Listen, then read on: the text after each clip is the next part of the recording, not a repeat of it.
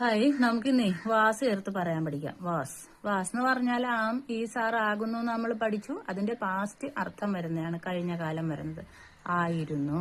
Was എന്ന് പറഞ്ഞാൽ ആയിരുന്നു എന്നാണ് അർത്ഥം.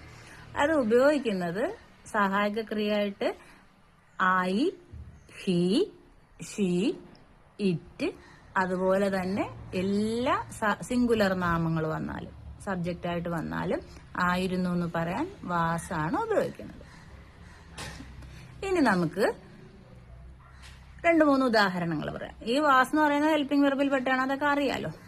ഉദാഹരണം, ഐ വാസ് എ ചൈൽഡ്.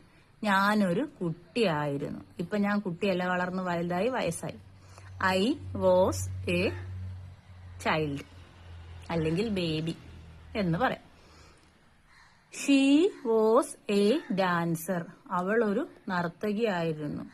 ഇപ്പൊ നർത്തകിയല്ല, കൈയും കാലോ കയ്യോ എന്തെങ്കിലും ഒടിഞ്ഞുപോയി, ഇപ്പൊ നൃത്തം ചെയ്യാൻ പറ്റത്തില്ല, അതുകൊണ്ട് നർത്തകിയല്ല. അങ്ങനെയൊക്കെ ആയിരുന്നു എന്ന് പറയാം. ആ അർത്ഥം മനസ്സിലാക്കാൻ വേണ്ടിയിട്ട് ഞാൻ പറഞ്ഞാണേ. അങ്ങനെ പറയാൻ വേണ്ടിയിട്ടാണ് വാസ് ഉപയോഗിക്കുന്നത്.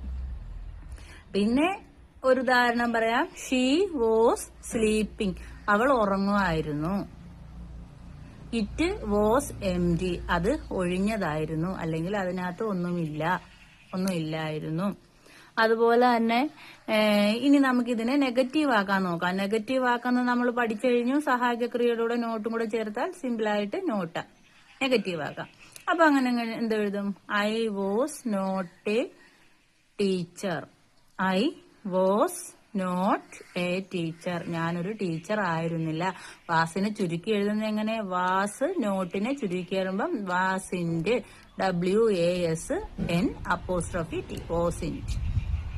ഞാനിപ്പം തുടക്കക്കാർക്ക് വേണ്ടി പറയുന്നതുകൊണ്ടാണ് ഇങ്ങനെ നീട്ടി പറയുന്നത്. ഇല്ലെങ്കിൽ വാസിൻ ടീച്ചർ, വാസിന്റെ ടീച്ചർ, വാസിന്റ് എന്നൊന്നും പറയത്തില്ലേ, അറിയാത്തവർക്ക് മനസ്സിലാകാൻ വേണ്ടിയാണ്. ഇപ്പൊ നമുക്ക് നോട്ടെന്ന് പറഞ്ഞു തന്നെ പഠിക്കാം.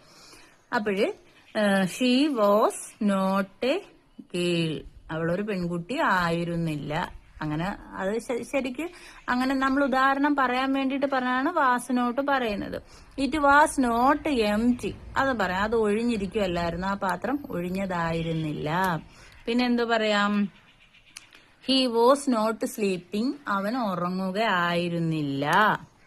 പിന്നെ ഇറ്റ് വാസ് കോൾഡ്. അത് തണുത്തതായിരുന്നു എന്ന് പറയുമ്പോൾ അതിനെ നെഗറ്റീവ് ആക്കാൻ എന്ത് പറയും?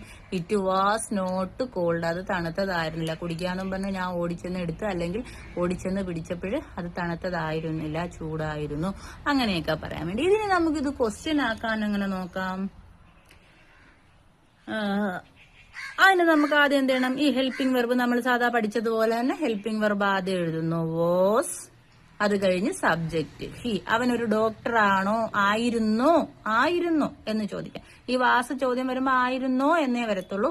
അപ്പം അല്ലെങ്കിൽ വാസ് ഹി എ സ്റ്റുഡന്റ്. അവനൊരു വിദ്യാർത്ഥി ആയിരുന്നു.